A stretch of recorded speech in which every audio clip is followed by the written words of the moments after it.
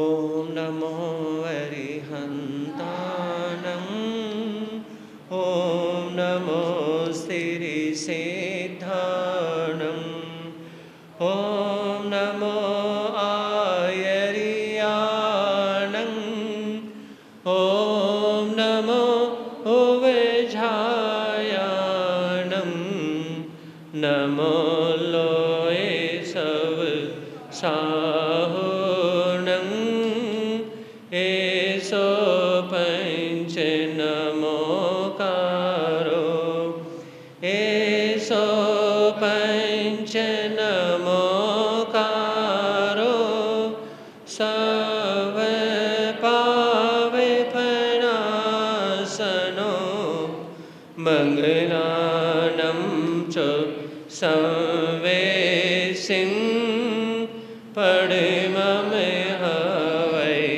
मंगलं मंगलानं च संवेसिं पड़ममहवै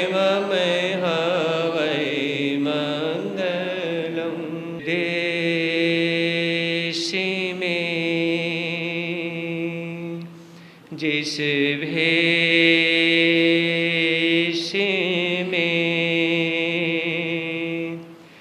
जिस परिवेश में रहूं नमो अरिहंत नमो अरिहंत नमो अरिहंत कहूं जिस शान से जिस नाम से जिस जान में रहूं नमो अरिहंत नमो अरिहंत नमो अरिहंत कहूं जिस प्यारे से जिस ख्वारे से जिस संसार में रहूं नमो अरिहंत नमो अरिहंत नमो अरिहंत कहूं जिस ध्यान से जिस सम्मान से जिस जहान में रहूं नमो अरिहंत नमो अरिहंत नमो अरिहंत कहूं है समय नदी की धार के जिसमें सब बह जाया करते हैं समय बड़ा तूफान प्रबल पर्वत झुक जाया करते हैं अक्सर दुनिया के लोग समय में चक्कर खाया करते हैं लेकिन कुछ ऐसे होते जो इतिहास बनाया करते हैं इतिहास बनाया करते हैं।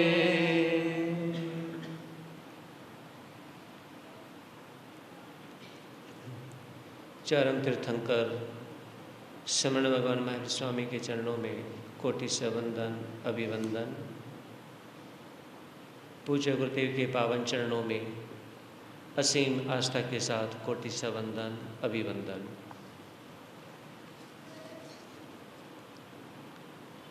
धर्म प्रेमी बंधुओं, सुनेंगे आप लोग भगवान महावीर की अंतिम देशना उत्तरादर्श सूत्र के माध्यम से। उससे पहले भजन की कुछ लाइनें सभी मिल करके साथ में बोलेंगे।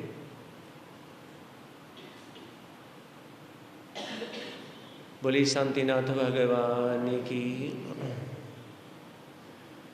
गुरुदेव मेरे मुझ पर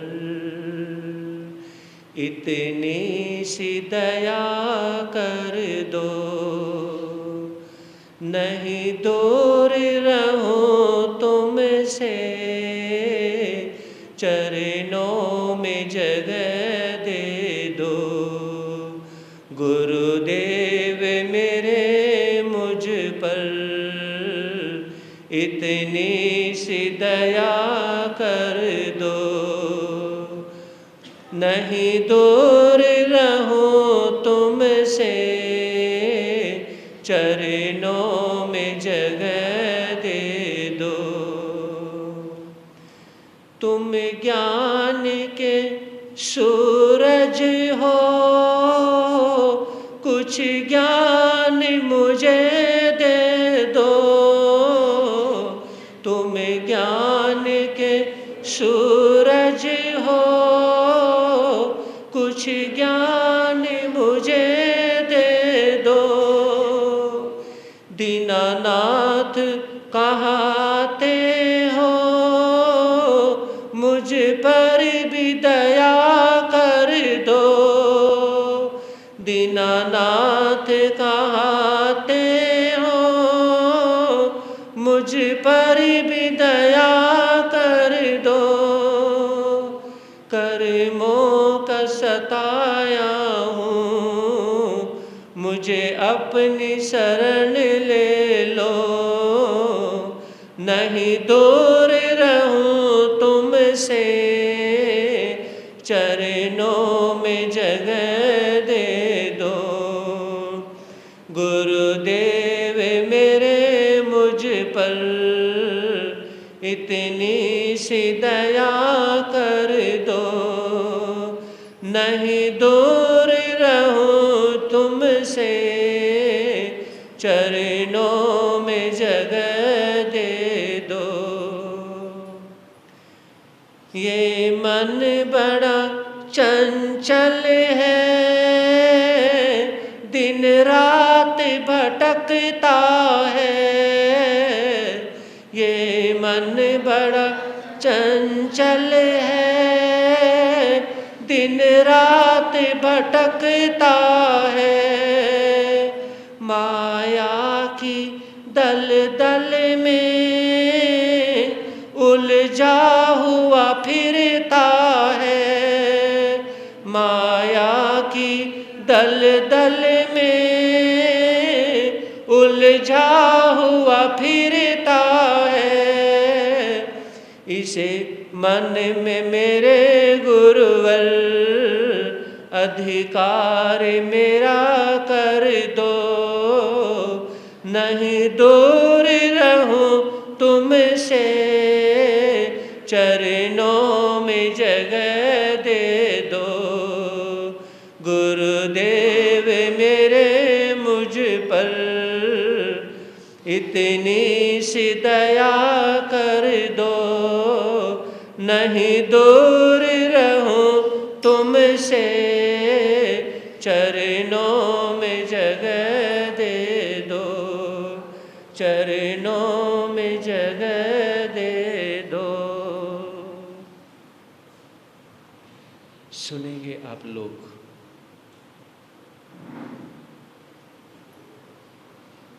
छह प्राणियों की, छह सदस्यों की कहानी।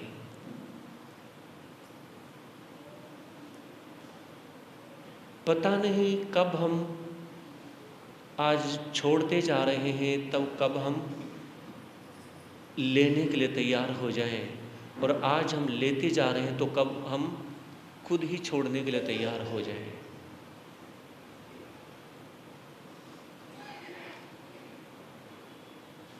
तेरह सौ तेरह मेरा भी तेरा, ये बहुत कम लोगों में मिलता है। मेरा सो मेरा, तेरा भी मेरा, ये सभी में मिलता है ना। मेरा सो मेरा, मेरा तो मेरा है ही, जो तेरा है, जो तेरे पास कुछ भी है वो भी मेरा है। अक्सर ऐसे लोग आज के दिन मिलते हैं। यूँ समझिए कि आज सबसे ज़्यादा परेशानी एक भाई को भाई से होती है। एक सबसे ज़्यादा परेशानी आज के दिन ब्लड को ब्लड से ही होती है, खून को खून से ही परेशानी है। खून को पानी से परेशानी नहीं है, खून को किससे परेशानी है? खून से ही परेशानी है। और वो उस खून से परेशानी है जो खून अपना है ना, जिससे ग्रुप मिल जाता है, जिससे ब्लड ग्रुप मिल जाता है ना, उससे सबसे ज़्यादा परेशानी आज के दिन है। और जब हमें ब्लड चाहिए, जब हम बीमार पड़ते हैं, है ना, जब हम हॉस्पिटल में होते हैं, तो उसमें अगर अपना ब्लड ग्रुप होगा तो चढ़ सकता है, दूसरा चढ़ नहीं सकता। देखो ये भी बड़ी परेशानी है कि नहीं? सबसे ज़्यादा परेशानी यानी कि अपने खून से आती है, और जब खून की ज़रूरत पड़ती है तो हमें अपना ही ब्लड ग्रुप चाहिए, दूसरा ब्लड ग्रुप काम ही नहीं आएगा।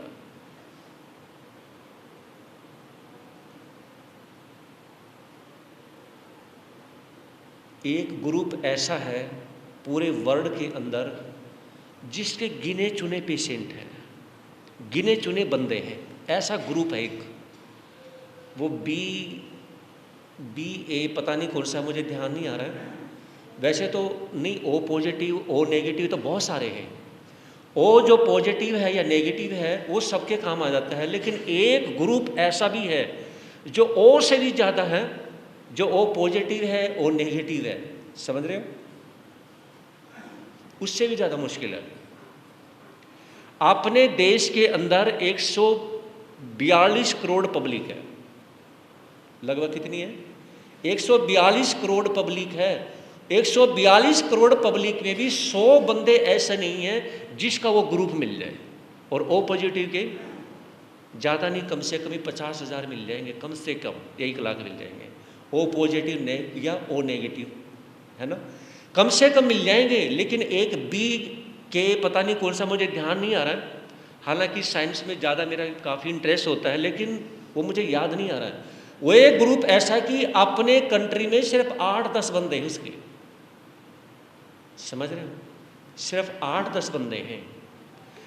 तो जब किसी को जरूरत पड़ती है, एक व्यक्ति यानी कि जो रहता है आगरा में, तो 2015 में उससे मिलना हुआ, कहा कि महाराज जी कभी मेरे पास फ़ोन पंजाब से आ जाता है, कभी चेन्नई से आ जाता है कि भाई इस एक बंदे को ब्लड चाहिए, और जल्दी से क्या है कि वो ब्लड मिलता नहीं है, इतना मुश्किल है।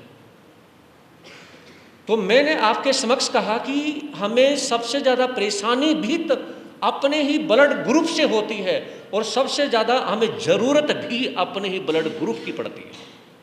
सबसे ज़्यादा ग्रुप किसकी ज़रूरत पड़ती है? जब बीमार होते हैं अपने ही ब्लड ग्रुप की ज़रूरत पड़ती है, और हमें बीमार करने वाला भी अपना ही ब्लड ग्रुप है। हम बीमार किससे होते हैं? अपने ही ब्लड ग्रुप से होते हैं, और बीमार होने के बाद में अपने ही ब्लड ग्रुप की ज़रूरत पड़ती है कि नहीं? कमाल की बात। तो आज मैं जो कहानी सुनाने जा रहा हूँ ये उत्तराधीन सूत्र की कहानी है ना। तो उत्तराधीन सूत्र में 6 सदस्यों की कहानी आती है, बहुत बहुत इंटरेस्टेड कहानी है। तो उसमें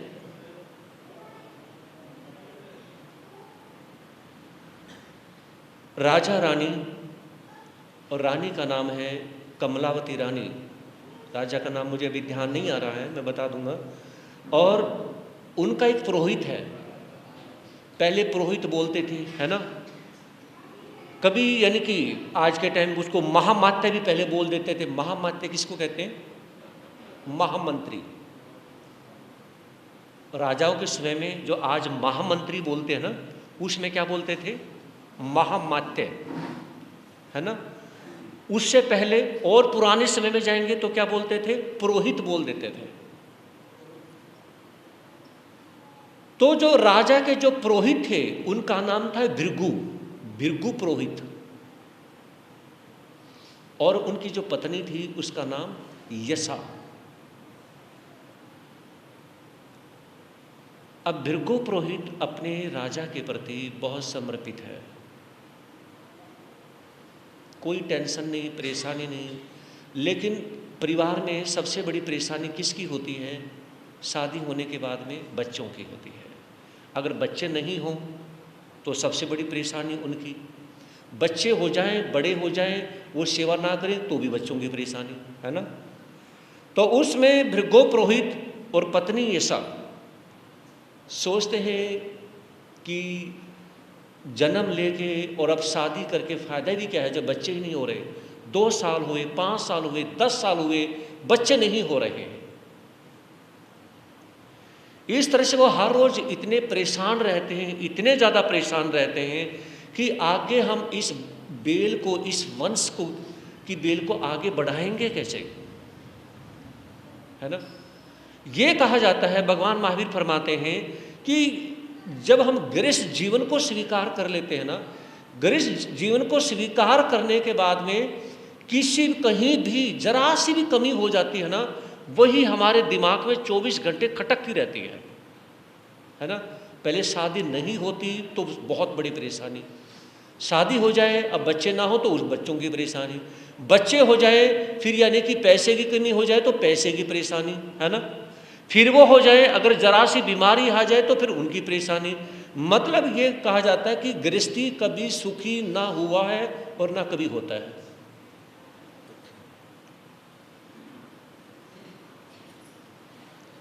हरियाणा में समालखा है, शायद आप लोगों ने सुना होगा, सोनीपत के पास, सोनीपत से 18 किलोमीटर। एक नॉन जैन परिवार, और वो धर्म की आराधना इतनी करते हैं कि उनके जो बुजुर्ग हैं ना, महीने में 15 दिन व्रत करना, मतलब इतनी ज़्यादा वो तपस्या करते हैं, पूरी तरह से उन्होंने जैन धर्म को फॉलो किया। तो उसमें उन्होंने कहा, वो एक संत के पास, जैन संत के पास ही, अपने जैन स्थानकवासी जैन संत के पास में गए, कहा कि महाराज जी परेशान हो गया, मैं तो बहुत ज़्यादा परेशान हो गया ज़िंदगी से, इससे छुटकारा कैसे मिलेगी, मैं इतना परेशान हो चुका हूँ, बहुत ज़्यादा परेशान हूँ। वो संत कहने लगे, जिस दिन तूने शादी की थी ना, परेशान तो उसी दिन हो गया था। वो संत क्या कहने लगे, जिस दिन शादी की थी परेशान उसी दिन हो गया था। अरे वो जिस दिन शादी करते ही वो परेशानी का ही तो कारण था। तो देखिए, ये कहा जाता है, एक युवक महात्मा कबीर के पास गया और जाकर के कहने लगा, महात्मा जी मुझे ये बताएं कि शादी करनी चाहिए या संत बनना चाहिए। तो महात्मा कबीर कहने लगे कि आप बैठो, मैं आपके सवाल का जवाब अभी नहीं दूंगा, ठहर के दे दूंगा।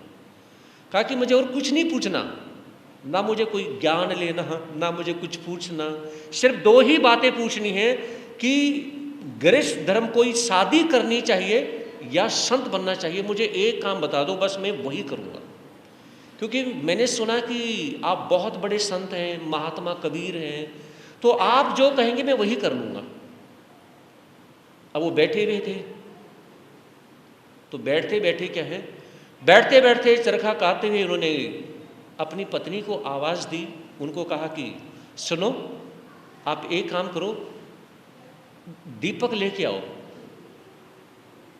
अब वो युवक देख रहा है कि अभी तो क्या है 12-1 बजे का टाइम हुआ है, और 12-1 बजे सूर्य निकला हुआ है, इतनी धूप है, कोई बादल नहीं, छाया नहीं, कुछ भी नहीं, लाइट की तो ज़रूरत ही नहीं है। और ये पत्नी से क्या मंगवा रहा है, दीपक मंगवा रहा है। तो दीपक मंगवा के वो रख लिया और फिर अपने काम में लग गया। काम में लगने के बाद में फिर यानी कि वो महात्मा कबीर कहने लगे कि सुनो, अब चलते हैं हम कहाँ पे, अब चलते हैं थोड़ा घूमने टहलने के लिए चलते हैं। फिर चलने के बाद में वो जब जाते हैं तो उस समय उन्होंने एक महात्मा को आवाज़ दी, जो कि तपस्या में एक छोटी पहाड़ी में थोड़ी सी ऊंचाई में जो वो बैठे हुए थे, कि महात्मा जी मुझे कुछ यानी कि पूछना है, मेरी तबीयत ठीक नहीं है, आप मुझे कहें कुछ आशीर्वाद दें। तो महात्मा जी आते हैं और उन्हें आशीर्वाद देते हैं, बोलो आपको क्या पूछना है? कहा कि मुझे कुछ याद ही नहीं आ रहा, मुझे पूछना क्या है, मुझे पूछना क्या है, मुझे याद नहीं आ रहा है। उन्होंने फिर दूसरी बार वो फिर कहा कि दूसरी बार तीसरी बार जब उन्होंने कहा तो उसमें यानी कि वो महात्मा जी 2-3 बार आए, लेकिन वो कबीर जी कहने कि मुझे याद ही नहीं आता, मैं बड़ी जल्दी भूल जाता हूँ। तो उसमें महात्मा जी कहने लगे कि जब आपको याद आ जाए तो आप मुझे बता देना। अब महात्मा कबीर उस युवक को हाथ पकड़ के लेके जाते हैं कि आपकी समस्या का समाधान मैंने आपके दोनों क्वेश्चन का प्रश्न का उत्तर मैंने दे दिया है, अब आप घर पे जा सकते हो। वो कह के खाक दे दिया। उधर तो महात्मा को नहीं बख्शा आपने, उनको सता दिया। इधर अपनी पत्नी को, यानी कि दिन में भी आप जब पत्नी से दीपक मंगवाते हैं तो बताइए कि फिर इसमें कौन सी बड़ी समझदारी हुई, कौन सा जवाब दे दिया। तो महात्मा कबीर कहने लगे, अगर शादी करनी है तो पत्नी के साथ या पत्नी को पति के साथ कॉम्प्रोमाइज करना चाहिए। क्या करना चाहिए? कॉम्प्रोमाइज करना चाहिए। यह सोच के कभी शादी नहीं करनी चाहिए कि जिसके साथ मेरी शादी होगी पत्नी के साथ कभी भी वो ऐसे सेवा करेगी, ये अरे वो भी तो बराबर की पार्टनर है, उसकी तो अपनी ख्वाहिशें हैं, अपनी इच्छाएं हैं, वो आपकी वजह से उसको अपना मन मारना पड़े या उसकी वजह से आपको अपना मन मारना पड़े या आपकी वजह से उसका कोई शौक है वो खत्म हो जाए, उसकी वजह से आपके शौक खत्म हो जाए, तो ये तो कोई बात ही नहीं। आप दोनों तरफ से कॉम्प्रोमाइज करें। जिस तरह से आपकी पत्नी ने सवाल नहीं किया, मेरी पत्नी ने सवाल नहीं किया कि आपको दिन में दीपक की क्या जरूरत है, और उधर से महात्मा यानी कि जब आपने दीक्षा लेनी है तो उसमें कहें आप वहाँ जाएं तो वहाँ आप खुश रहें और यहाँ पे रहें तो यहाँ आपके जीवन में शांति हो, कॉम्प्रोमाइज हो, अंडरस्टैंडिंग हो। अगर यहाँ कॉम्प्रोमाइज नहीं, अंडरस्टैंडिंग आपके पास में नहीं और वहाँ जाने के बाद में आपके दिल में शांति नहीं, खुशी नहीं, नेचुरल नहीं, अगर संत बनने के बाद में आपके फेस पे स्माइल ही नहीं है ना, जब संत बनने के बाद में हंसी नहीं आएगी, संत बनने के बाद में स्माइल नहीं होगी, संत बनने के बाद खुशी नहीं होगी, तो फिर क्या गरज दर में खुशी थोड़ी मिलेगी। तो उसमें यानी कि महात्मा कबीर कहने लगे कि ये आपको मैंने जवाब दे दिया है। तो कमलावती रानी और राजा दोनों आराम से रहते थे, कोई दिक्कत परेशानी नहीं। एक रोज बिरगो पुरोहित अपनी पत्नी को कहते हैं, प्रिय मेरी बात सुनो, क्या आपको याद नहीं आती, क्या आपको टेंशन नहीं होती कि हमारे बच्चे नहीं हैं? तो पत्नी ऐसा कहने लगी, सुनो, नारी को हमेशा पुरुष से ज़्यादा दुख होता है। घर के अंदर अगर किसी चीज़ की कमी होती है ना, इतनी पुरुष को यानी कि वो कमी नहीं खलती, जितनी ज़्यादा कमी किसको खलती है? एक नारी को खलती है। मुझे तो और भी ज़्यादा ये कि मेरा ये विचार है कि मैं इस घर की बेल को आगे बढ़ाऊं। तो उसमें जब ऐसा नहीं कहा तो फिर क्या करें? तो एक रोज क्या होता है कि दो संत, जैन संत घर पे आते हैं, और वो जैन संत होते कौन हैं? देखिए, अब यहाँ पर मैं आपको बताना चाहूँगा, यहाँ इस कहानी को आगे बढ़ाने से पहले इसको एक दूसरा मोड़ देना है। गति कितनी बताई थी? 4 गति, मनुष्य गति, देव गति। देव गति मतलब आम भाषा में क्या कहेंगे? स्वर्ग कहेंगे। क्या कहेंगे? स्वर्ग, यानी कि देव गति और मनुष्य गति। जैसे आप लोग हम सभी हो गए। त्रियंच गति, शेर, चीता, भेड़िया, बिल्ली, कुत्ता, ये सभी किस में आ गए? सारी त्रियंच गति में आ गए। फिर है नरक गति, वो तो नीचे है ना। तो उसमें क्या होता है कि जो देव गति में होते हैं ना, देव गति में अगर मान लीजिए थोड़ी देर के लिए जो देव गति में है, जब 6 महीने शेष रह जाते हैं उनका चेहरा मुरझाता नहीं है। लेकिन जब 6 महीने शेष रह जाते हैं कि अब जो देव गति में जो भी आत्मा है और 6 महीने जब रह जाएंगे तो वो धीरे धीरे उसका शरीर मुरझाना शुरू हो जाता है। जैसे आपने अभी फूल तोड़ा, है ना, फूल तोड़ने के बाद में आध घंटे के बाद में हल्का सा वो मुरझाएगा, है ना। तो इस तरह से देवगति में कभी बुढ़ापा नहीं आता। हाँ जी, सुन रहे, देवगति में बुढ़ापा नहीं आता, वो हमेशा जवान जवान ही रहता है।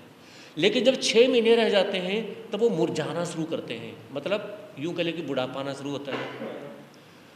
तो उस समय जब 6 महीने रहने के बाद में देवी देवता ही सोचते हैं कि अरे ये क्या हो रहा है, शीशे में देखते हैं मैं तो मुरझाना शुरू हो गया।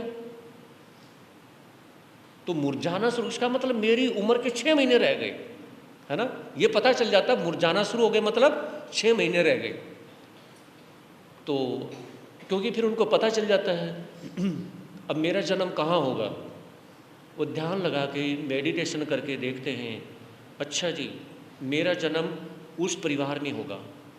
एग्जाम्पल ये विचार करें, मान लीजिए भीमसेन जैन है कि भी इनके परिवार में मेरा जन्म होगा। अब देवी देवता ने ऊपर क्या सोचा कि इनके परिवार में वहाँ जन्म होगा, तो वहाँ जाकर के वो क्या कर देते हैं, कोई ना कोई चमत्कार करते हैं, है ना, चमत्कार करते हैं।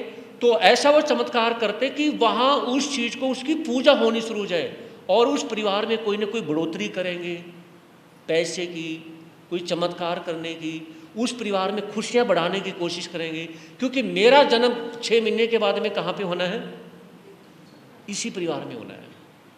और जिस परिवार से, यानी कि जो माता है जिसके यानी कि शादी हुई अब हुई है और उसके कुछ टाइम के बाद इस लेडीज के, इस नारी के, इस बहन के यहाँ से मेरा जन्म होना है, तो उसको यानी कि उसको खुशियाँ देने का प्रयास करेंगे। कौन करेंगे,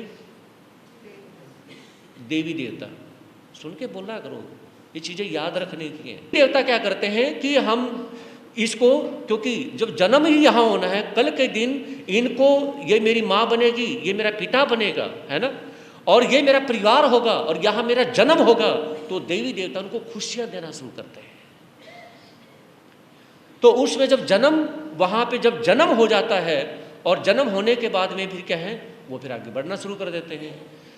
तो इसमें जो 2 संत, वो कौन थे, देवलोक से आए।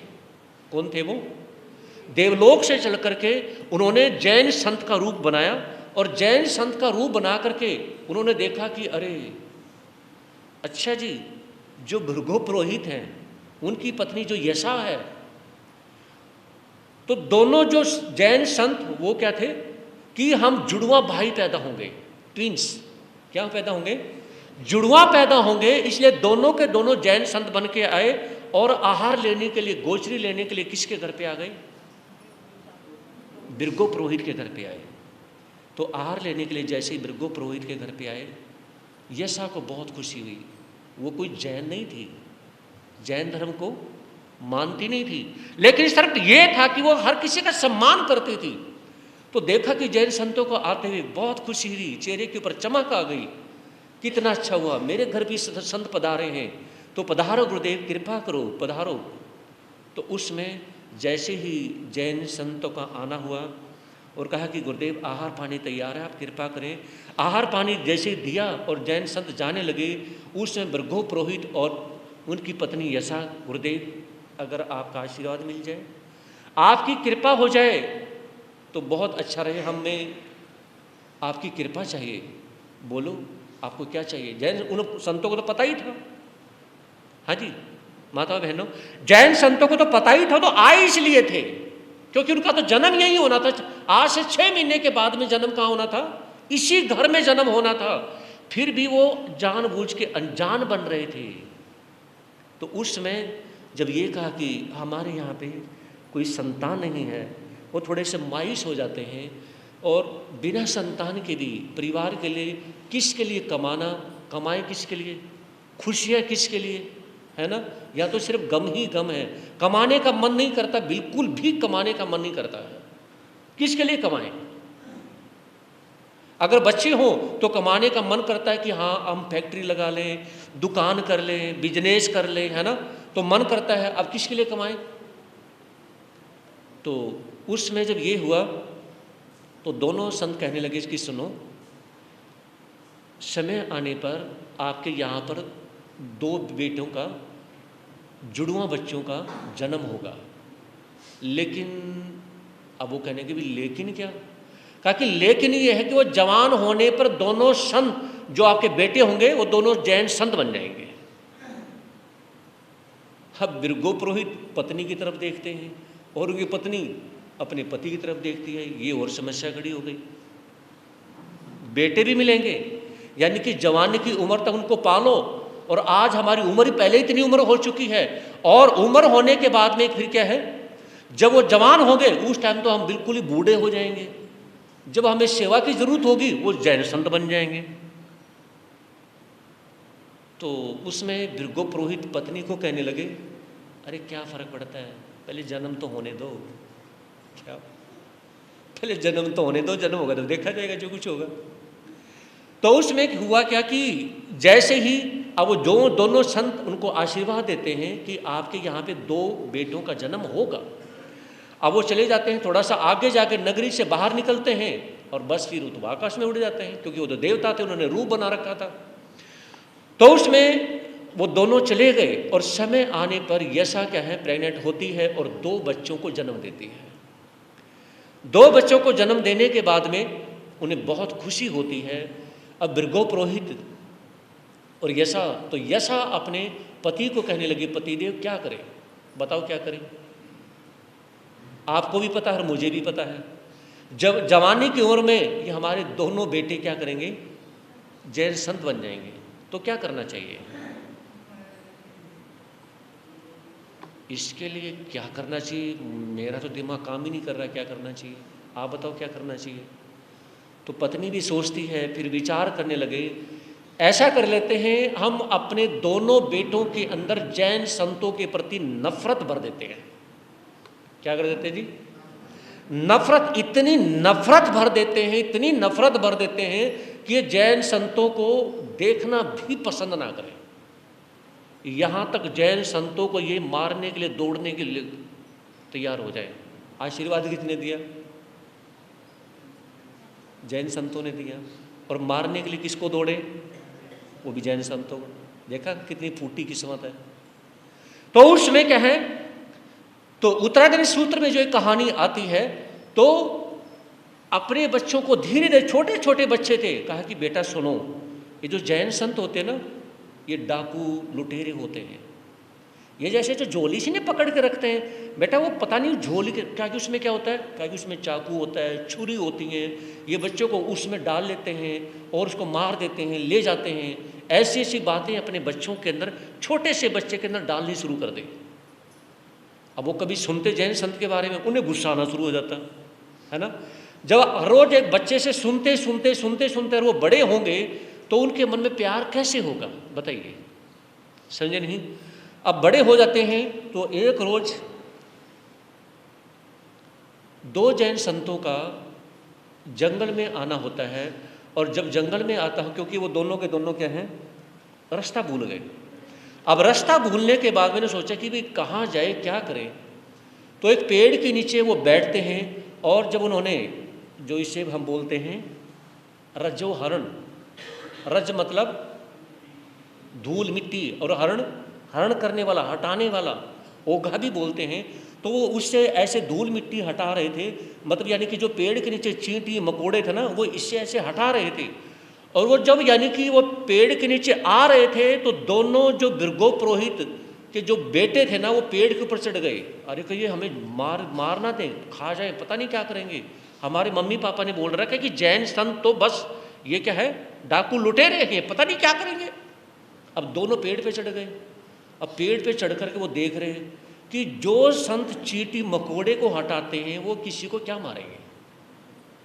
हाँ जी, समझ रहे हो, जो संत चींटी मकोड़े को हटा रहे हैं इससे, इस तरह से यानी कि यूं कर रहे हैं, दूर कर रहे हैं, तो फिर क्या होगा, वो किसी को मार कैसे सकते हैं।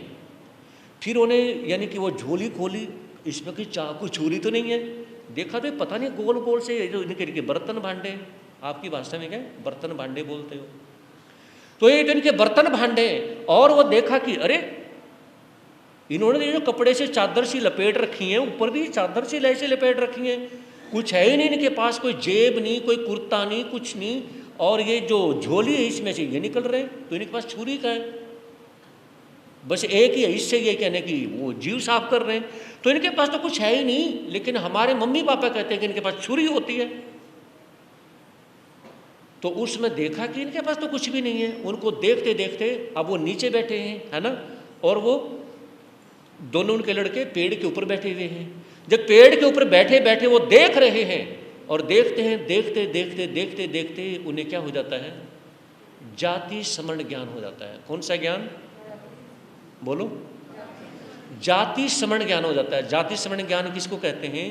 जैसे आप इस जन्म में यहाँ पे हो, लोंगोवाल में हो, और लोंगोवाल में आप जिस परिवार में हो, तो आपको जाति समरण ज्ञान हुआ, तो आपको अपने इस जन्म से पहले जन्म का पता लग जाएगा।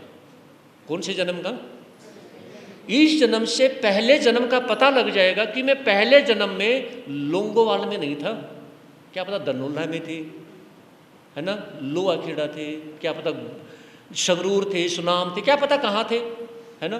तो आपको पूर्व जन्म का पता लग जाएगा कि पूर्व जन्म मेरे ये मम्मी पापा थे, लेकिन वो आज है नहीं, ये मेरे भाई बहन हैं, और ये पत्नी थी, ये बच्चे हैं, ये था मेरा वहाँ पे जन्म हुआ था, और ये परिवार है। आपको सब पता लग जाएगा, समझ रहे हो? आपको सब पता चल जाएगा। अब आप मेरे से सवाल करो, क्या आज के समय में कोई जाति समरण ज्ञान मिल सकता है? अगर आपने मेरे से सवाल कर लिया, महाराज जी आज के समय में कोई साधु में, साध्वी में, भाई में, बहन में कोई जाति समरण ज्ञान वाला कोई मिल सकता है? मिल सकता है, समझे नहीं? हमने एक दो को देखा है।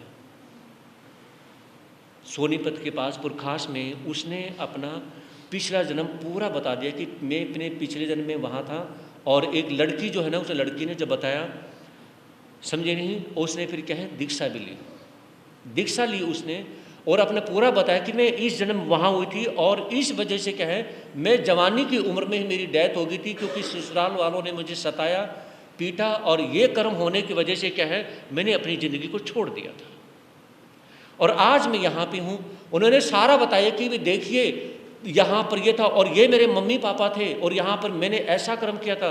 जब परिवार ने उसको सब कुछ परिवार को बता दिया, तो क्या विश्वास नहीं होगा?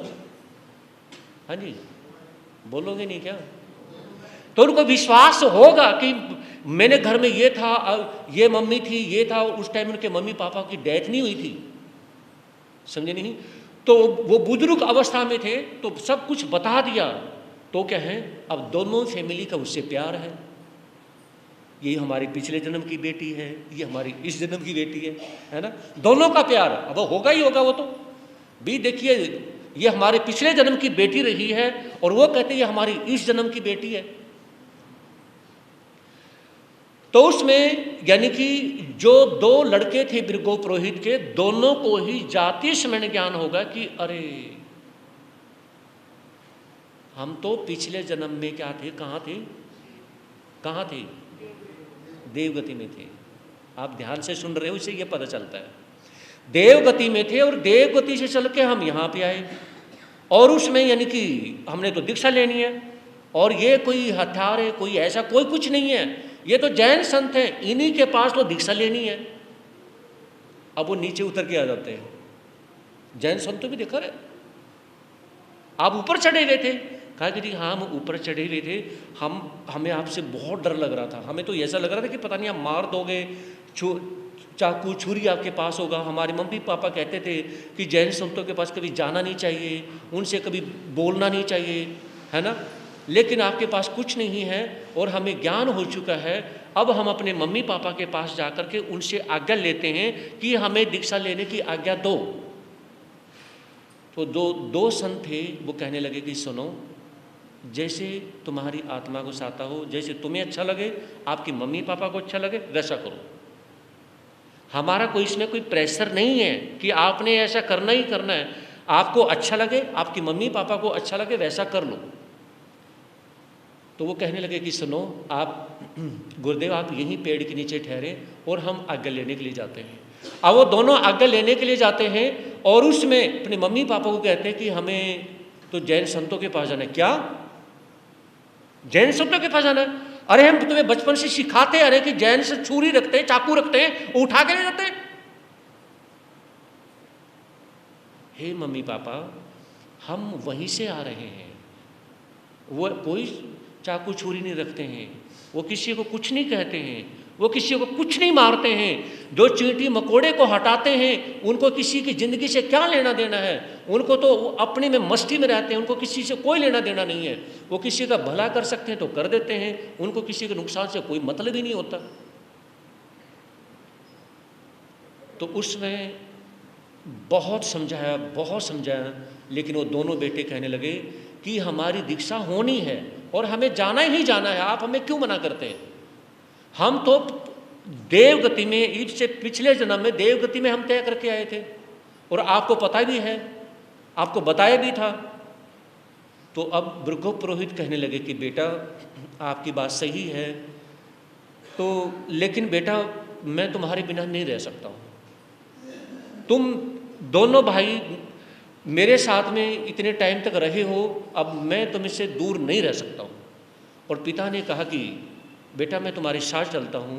और पिता जब दोनों बेटों के साथ चलने लगे ना, पत्नी कहने लगी ये क्या कर रहे हो, तो इस घर में मैं अकेले क्या करूँगी, मुझे ये बताओ। अरे ठीक है बेटे दीक्षा ले रहे तो आप तो मत लो ना, दोनों पति पत्नी आ रहेंगे। लेकिन पति जब नहीं मानते हैं तो पत्नी ऐसा कहने लगी, जब ठीक है, जब आप घर में तीन की ये इच्छा है तो तीन से अलग मैं यहाँ रह के मुझे क्या करना है। तो पत्नी भी कहने लगी फिर मुझे भी अपने साथ ही ले लो। तो चारों की चारों दीक्षा लेने के लिए तैयार हो जाते हैं, पति पत्नी और दोनों उनके जवान बेटे। तो उसमें भृगु पुरोहित कहने लगे कि जो हमारे घर में इतना धन माल है, ये घर है, ये सब कुछ, इसका हम क्या करें। तो पत्नी ऐसा कहने लगी, सुनो आपने दीक्षा लेनी है ना, आप दीक्षा ले लो। ये सारा का सारा राजपाट आप गाड़ी में जो भी जितना भी धन है, सोना चांदी कुछ भी है, ये गाड़ी में भरो और राजा के पास पहुंचा दो। ये आया कहाँ से, उन्हीं के पास से तो आया। दिया किसने, उन्होंने तो दिया। आप पुरोहित किसके हो, राजा के पुरोहित हो, सारा उन्हीं के पास, उल्टा दे दो, हमें कुछ नहीं लेना देना। जब दीक्षा लेनी है तो इससे करेंगे क्या। तो सारा का सारा वो गाड़ियों में भरते हैं, और गाड़ियों में भर के जब राजा के महलों के पास जब वो गाड़ियाँ पहुँचती हैं तो उसमें कमलावती रानी कहने लगी अपने पति राजा को कि राजन ये गाड़ियाँ, इतना सारा ये धन कहाँ से आ रहा है। तो राजा कहने लगे प्रिय, ये सारा धन माल जो है, जो अपने पुरोहित है ना, भृगु पुरोहित, ये सारा का सारा उन्होंने मुझे वापस कर दिया। क्यों वापस क्यों कर दिया। अरे वो दीक्षा लेने जा रहे हैं, वो संत बनने जा रहे हैं, उनकी पत्नी भी संत बनने जा रही है, और ताकि उनके दो जवान बेटे हैं वो भी संत बनने जा रहे हैं। तो उसमें कमलावती रानी कहने लगी, पतिदेव मेरी बात सुनो, ये धन दिया किसने था, दिया किसने था। कहा कि दिया तो मैंने ही था। भाई मेरे पास नौकरी करता तो मेरे पास से तो धन गया ना। तो कहा कि फिर आपको लेने का हक नहीं है, जो चीज़ आपने छोड़ दी वो आपकी नहीं है, इस धन को छोड़ दो। दीक्षा आप ले नहीं सकते और उल्टा आप धन के पीछे पड़ गए। अरे जब धन के पीछे आप पड़ रहे हो तो कम से कम किसी को त्याग नहीं दे सकते, त्याग कर नहीं सकते, तो दूसरे के धन को तुम मत हड़पो। तो उसमें कमलावती ने टोक दिया, पतिदेव ये आपकी बिल्कुल गलत बात है, मैं इसको स्वीकार नहीं करूंगी। मेरे राजमहलों में किसी पुरोहित का धन नहीं आना चाहिए। इसे आप गरीबों में बांट दो, धर्मशालाओं में बांट दो, जहां मर्जी बांट दो, एक खोटी चवन्नी अपने घर के अंदर नहीं आएगी। अरे दिया हमने और उससे हम लें, क्यों लें हम। जब पत्नी ने कहा, कमलावती रानी ने जब ये कहा, और सुनो आपको धन की इतनी इच्छा है तो आप ये रखो, मैं तो जा रही हूं क्या करने के लिए, दीक्षा लेने के लिए। जहां पे 4 दीक्षा ले रहे हैं मैं भी दीक्षा ले रही हूं, और ये सारा राजपाट आप ही संभालो, मुझे नहीं चाहिए। राजा को बहुत धक्का लगा, बहुत धक्का लगा, एक बार बुरा भी लगा। वो कहने लगे कि प्रिय ये तुम क्या कर रही हो। तो उसमें कमलावती कहने लगी, अच्छा किया, अगर आप ऐसा नहीं करते तो मेरी अकल के पर्दे खुलने वाले थे ही नहीं, मेरी अकल पर से पर्दा उठने वाला नहीं था। अब तो मुझे तो आज समझ आई है, अब मुझे कुछ नहीं चाहिए। अब आप मुझे रोकोगे तो रोक नहीं सकते, मुझे दीक्षा लेनी है तो लेनी है। अब रानी कमलावती भी क्या है, दीक्षा लेने के लिए तैयार हो जाती है। वो भी भृगु पुरोहित, क्योंकि भृगु पुरोहित उनकी पत्नी यशा और उनके दोनों बेटे राजा के पास आते हैं कि राजन, अब मैं आपका पुरोहित नहीं रह सकता हूँ, मुझे आज्ञा दो और मैं अपनी पत्नी अपने दोनों बेटों के साथ दीक्षा लेने जा रहा हूँ। तो कमलावती कहने लगी, ठहरो, आपके साथ मैं भी चलती हूँ और संतों के पास मैं भी दीक्षा लेने के लिए तैयार हूँ। तो चारों ही जब दीक्षा लेने के जब जा रहे थे उनके साथ, पांचवी कौन, कमलावती रानी भी जाती है। तो राजा कहने लगे, फिर अब मैं यहाँ पे क्या करूँगा, मुझे क्या करना है, मुझे कुछ नहीं चाहिए। जब पत्नी चली गई और मेरा जो पुरोहित है, उनकी पत्नी है, उनके बेटे हैं, जब वो दीक्षा लेने के लिए जा रहे हैं, मैं कौन सा यहाँ अमर होने के लिए आया हूँ? हाँ जी, मैं कौन सा अमर होने के लिए आया हूँ यहाँ पे? मैं कोई अमर होने के लिए नहीं आया हूँ। आज एक परिवार ने मुझे एक छोटी सी एल्बम दिखाई और वो एल्बम देख के मुझे बहुत खुशी हुई, बहुत खुशी हुई। आप सोच रहे हैं ऐसी क्या एल्बम थी? एक परिवार ने मुझे एल्बम दिखाई और वो एल्बम किसकी थी? ग्रामोद्वारक व्याख्यान वाचस्पति श्री, आगे तो बोल दो, इतना तो पता ही है, श्री क्रांति मुनि जी महाराज साहब। उसमें यानी कि क्रांति मुनि महाराज साहब नींव रख रहे हैं किसमें? आपके पड़ोस गांव में। ये भगवान क्या करूं मैं, बताओ इनका क्या करूं इनका। धनोला गांव में नींव रख रहे थे। जब एक परिवार ने मुझे वो छोटी सी इतनी बड़ी एल्बम दिखाई और मैंने पेज उलट करके देखे, वो देखते देखते पहले यानी कि फोटो उनके यानी कि भक्तों के, क्रांति मुनि महाराज साहब के और दो संतों के, जब उनकी फोटो देख के ना, देखते देखते मैं एकदम रुक गया। अरे मैंने कहा ये कहाँ का है? कहा कि महाराज साहब ये जो है ना नींव रखी गई थी धनोला जो स्थानक है, हम भी गुरुदेव से जब यहाँ पे जाके ठहरे थे, आपको शायद याद होगा 2019 की बात, जब यहाँ गुरुदेव ने तेला किया था, उसके बाद हम कहाँ गए थे? धनोला में गए थे। तो उसमें जब वहाँ के वो फोटो देखी ना, ईमानदारी से बता रहा हूँ, इतनी खुशी हुई ना, बहुत खुशी हुई। और उसमें गुरुदेव की, क्रांति मुनि महाराज साहब की जो उम्र रही उनकी बुजुर्ग अवस्था में, लेकिन उनके फेस के ऊपर जो तेज, उनके यानी कि बुजुर्ग अवस्था में भी जो एक अपनी समाज के लिए धर्म स्थान बनाने के लिए जो जोश था ना, उनके कदमों में जो जोश था, जो चलने का जो जोश था, वाकई पता नहीं उतनी उम्र में हमारे इन घुटनों में, इन पैरों में इतना ना जोश रह पाएगा, या तो वो गुरु जानते हैं या भगवान जानता है। समझ रहे हो? आज सब कुछ खाना पीना नकली, पानी नकली, दूध नकली, सब कुछ नकली। हम नकली खा के असली कैसे बन जाएंगे? मतलब उस उम्र में इतनी ताकत कहाँ से आएगी? और ये कहते कि पहले के संत तो इतना इतना दूध और अच्छे से खा पी जाते थे, क्योंकि शरीर भी मजबूत होता था। तो उन गुरुओं ने यानी कि जो उनके कदमों में जो जोश था और जो यानी कि जान थी, और जब वो देखी ना वो फोटो, आज ईमानदारी से कहूँ इतना अच्छा लगा। और कहा उस समय गुरुदेव, ये जोश, ये एनर्जी, ये पावर मुझे भी देना। आपके समक्ष धर्मस्थान में मैं बैठ के कह रहा हूँ, गुरुदेव ये पावर मुझे भी देना, ताकि मैं भी अपनी लाइफ में आपकी तरह ही एक कामयाब हूँ। और यहाँ से आशीर्वाद यानी कि मिल तो मुझे चुका है, लेकिन आशीर्वाद अभी अधूरा है, मतलब बहुत सारा लेके जाना है। ये झोली खाली लेके आया था, लेकिन भर के लेके जाएंगे, बस झोली भर के लेके जाऊंगा यहाँ से। तो उसमें जब फोटो देखी, और उसमें फोटो यानी कि मैंने उस परिवार से कहा कि भैया इसमें ये सारी फ़ोटो कहाँ की है? तो कहा कि सारी की सारी फ़ोटो कहाँ की?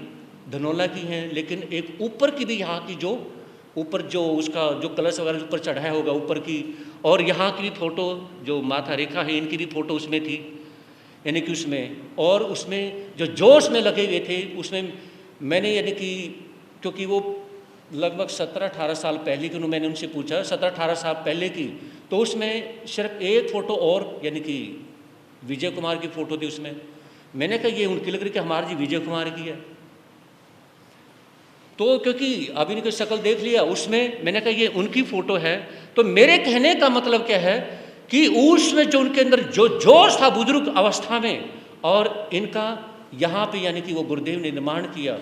और इसमें यानी कि Sangrur district, Ludhiana district, Bathinda district में तो उनकी जो कृपा बरसी है ना, इतनी बारिश तो सावन के महीने के में नहीं हुई जितनी उनकी कृपा 3-4 डिस्ट्रिक्ट में तो बहुत ज़्यादा बरसी है। डिस्ट्रिक्ट से मतलब जो डिस्ट्रिक्ट में जो अंडर में गांव आते हैं जो भी है ना।